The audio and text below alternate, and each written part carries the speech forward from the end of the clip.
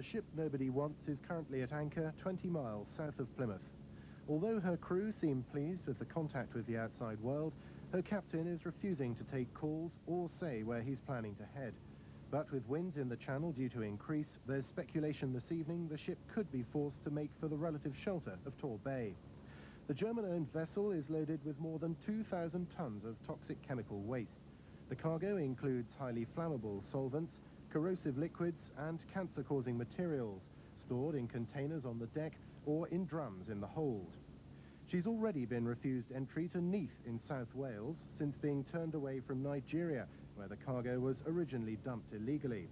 A West Midlands firm has offered to analyse every drum before deciding how they can safely be disposed of. So far, though, no approach has been made to harbour authorities in Plymouth. They say they'd have no room for her anyway, and it's highly unlikely the ship would be allowed to dock in the city if a request was made. The Soviet Union has destroyed 3 of its medium-range SS-20 missiles in front of an audience of American officials, Western diplomats and foreign journalists. The missiles are being scrapped under the INF Treaty, which President Reagan and Mr. Gorbachev signed in June. Among those watching was our correspondent, Brian Hanrahan. The Soviet Union is sending its SS-20s to destruction with as much political theatre as possible. It built a grandstand and filled it with journalists and diplomats. They came by invitation, but the American observers in their distinctive blue jackets are here by right to check there's no cheating. We established a good working relationship with the Soviet military element that's responsible for implementing the treaty, and I think we're getting along. It's a serious business, and we both seriously approach the task.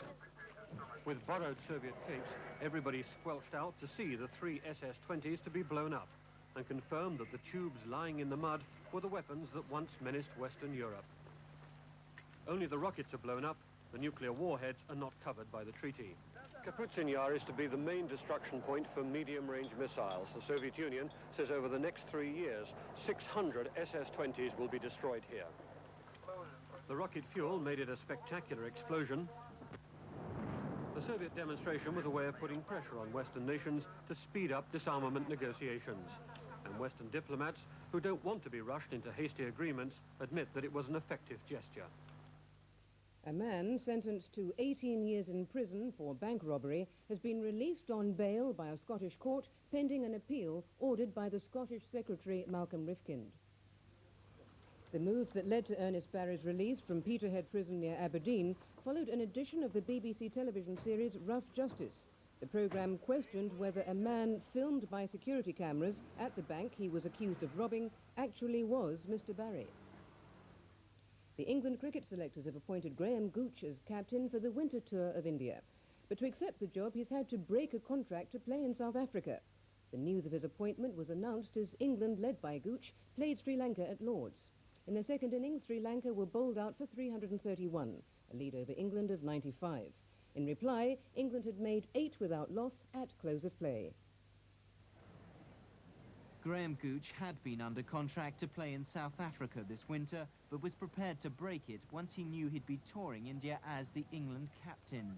As for today, his bowlers had looked as though they might make the quick work of this match most had predicted. De Silva out LBW after barely 5 minutes play.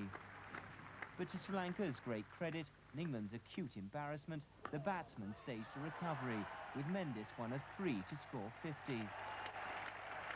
It was hitting to admire. But for some English supporters, it was becoming almost painful to watch. Mendes had made 56 when Pringle finally trapped him LBW. And the Sri Lankans had put on a lead of 95 when the innings ended. Gooch took the catch.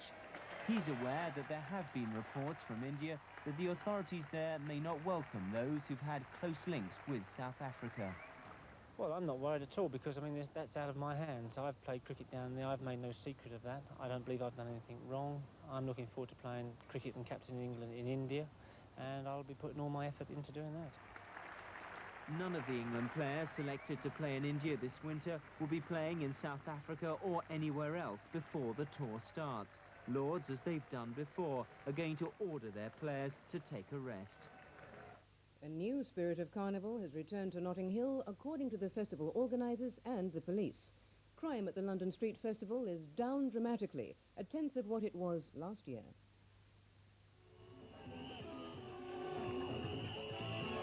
Bright sunshine, Caribbean splendour and well-behaved revellers combined to make this one of the happiest Notting Hill carnivals on record.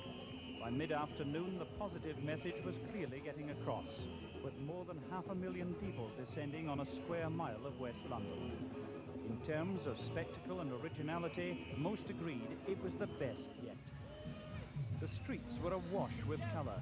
Some of these elaborate costumes were months in the making, others not quite so long. If Europe's biggest street carnival was on trial, then the organisers were delighted with the outcome. Costumes are beautiful. That's what makes carnival. The music, excellent. The people, I'm glad, even after all that bad media, they have come. To add to the success story, crimes were down to a tenth of last year's figure. As darkness fell, thousands were still dancing through the streets to the sound of calypso. But in the last hour, the music has been winding down and the crowds heeding police advice to head peacefully for home. And that's the news for now. From the newsroom, good night.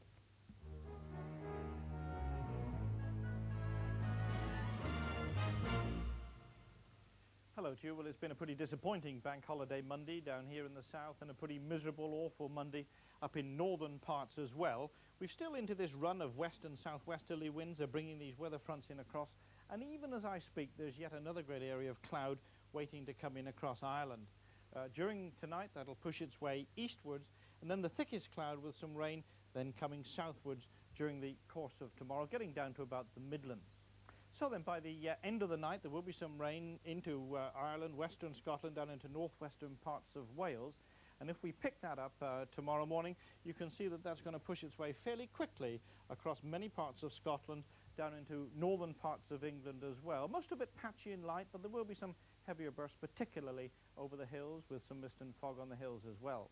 Now in the north you're likely to stay in this sunny periods and showers type of weather all day.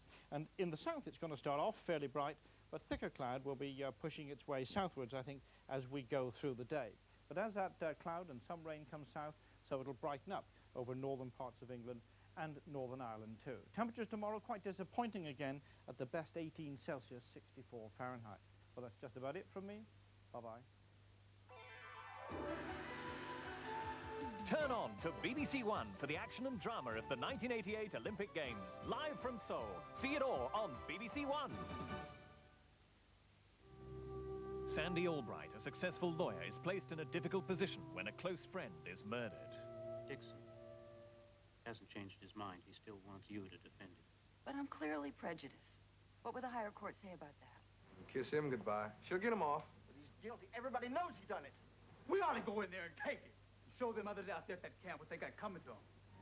In order to defend the alleged murderer, Sandy Albright finds herself running for her life in Chase, tomorrow at 9:30 on BBC One.